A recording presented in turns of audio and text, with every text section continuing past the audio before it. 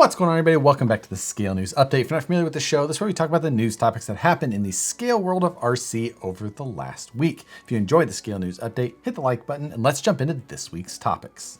The first topic for this week, a bit of bad news really, and that is for anybody who has ever been to Axial Fest when it was at Cisco Grove. The main lodge, right when you would drive in the gates to Cisco Grove, it'd be there on the left side. It was the general store where you'd go in to pay for camping or parking, any of that. That caught on fire and actually burned pretty significantly. It wasn't from a wildfire or anything in the area. It was a single structure fire, but some heavy damage was taken to it. But since then, or possibly before, not 100% sure, ownership of Cisco Grove has changed again. It was sold right after Axial Fest 2018. Axial Fest 2019 was held at Donner Ski Ranch, and then 2020 didn't happen. But there has been a significant amount of work done to the campground over the last couple of years. Maybe there's a chance we'll see a return to Axial Fest there with the possibility of some new owners. So we'll see what comes of it. Maybe we'll hear something for Axial Fest 2021. Next, a number of weeks back, you might have remembered me talking about a new trademark that Traxxas had filed for called Pro-Built. And last week, they finally announced what Pro-Built meant. It turned out that Traxxas is just selling some pre-built components that you can buy assembled. Some differentials, some transmissions, things like that. Just pre-assembled, so anybody who's got a noisy transmission in their Slash can just go buy a whole new one rather than trying to figure out how to fix it themselves. So just interesting to see. We kind of see foreshadowing of items that are possibly coming from Traxxas a little while in advance, and then finally get to see what they are, even if they're not the most exciting thing. But regardless, it was interesting to see the foreshadowing of a new release coming at the end of September, and then finally seeing what it was, even if it didn't end up being something all of that interesting for our market. For you 1/24 scale fans, RC4 Wheel Drive released some new 1.0 tires. These are the BF Goodrich KR3s. These are a popular tire choice for desert racers.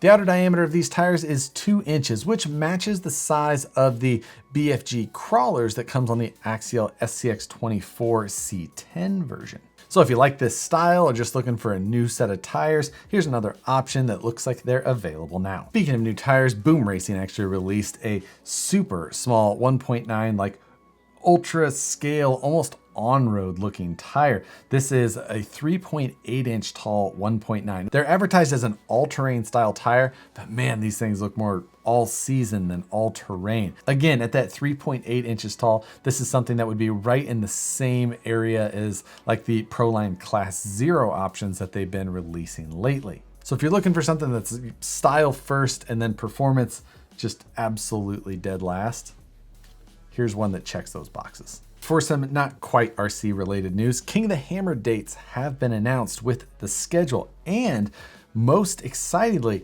the big race, the 4400 class race, has been moved from Friday, when everyone's trying to get some work done, to Saturday now. So instead of either taking the day off like I have in the past, or just basically being glued to the tracker and the TV streaming the coverage, now we have a full Saturday where we can pay attention to this thing. So good news there. The EMC has been moved to Friday. Other races got moved up as well, like UTV racing is now on Thursday. This keeps qualifying on its own on Wednesday. The trophy truck racing is now a 2-day event, and it's actually the previous Saturday and Sunday. So they're moving those guys ahead of all of the other racing. And then there's a full week of activities to follow. So King of the Hammers, my favorite event to watch of the year. The coverage gets better and better, something to put on your calendars and tune into. Next, we have a bunch of drag racing news. This was a busy week in the no prep world, where it was a little bit of a slow week in the crawling side. Jumping into the first items, there was 2 chassis kits released for the associated DR10 no prep kit.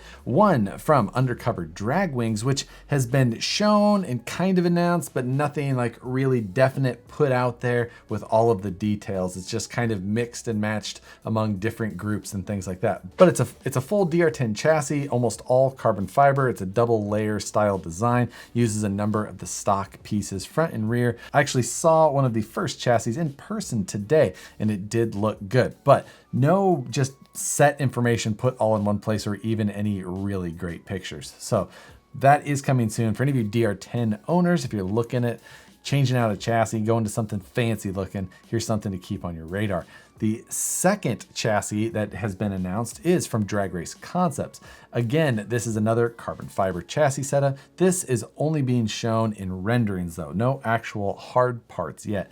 Another double layer design. A lot of aluminum is being shown in this, both standoffs and rear tray areas, front bulkhead or whatever they're calling it. But similarly to the first one, this one also not a ton of information, just some renderings and some coming soon type language without really giving us a lot of specifics. But if you're like me and you've got a DR10 and you're just kind of looking at things to buy, here are two options to keep your eye on, see which one's going to suit you best. I'll link to the information I found on both of these chassis. You can go follow those pages and watch for official information to drop. Then this week, Maclan Racing released some new no prep drag specific motors.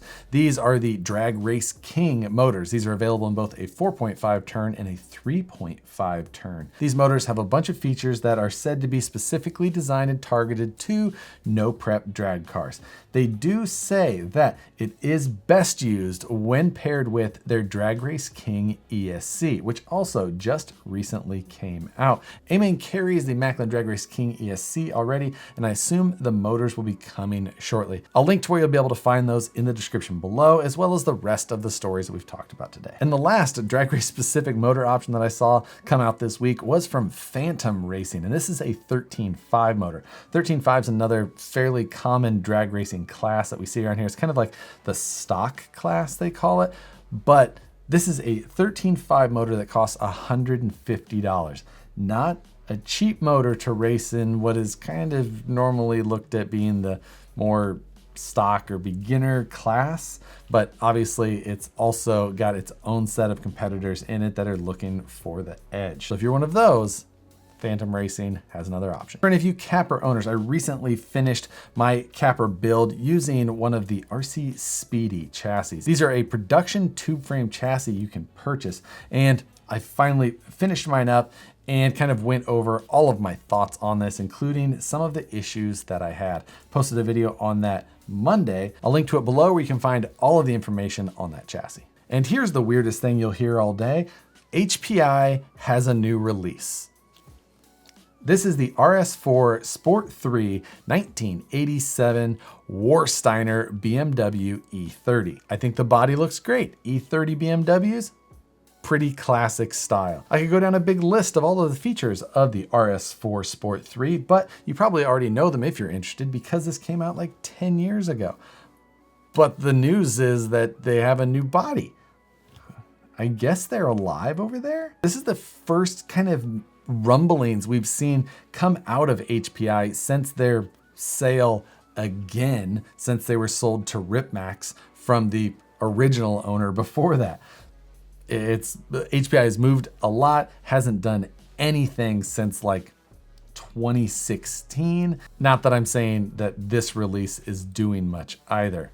So I don't know. I don't have high hopes that almost anything of note is going to come out of HPI, but I had to cover it. Just the fact that anything new came out of that camp was newsworthy in its own. For any of you who watch the live stream takeover, which is the live show that Matt Kett from Scale Builders Guild and myself do every Wednesday, last week we had Randall from Axial on, and he kind of just went through and we talked about the business of RC and some of his projects and the processes that he goes through on a day-to-day basis. But he also discussed a little bit about the straight axle conversion that is going to be coming for the Axial SCX-10 III. He didn't let much out, but a little bit more snuck out there. So if you're interested, you can go check out last week's live stream takeover. And this week, tomorrow, if you're watching this on Tuesday, we're going to be having Tony Phelan from Tamiya on. So join us at 6 p.m. Pacific Standard Time, where Matt and I will be discussing a new series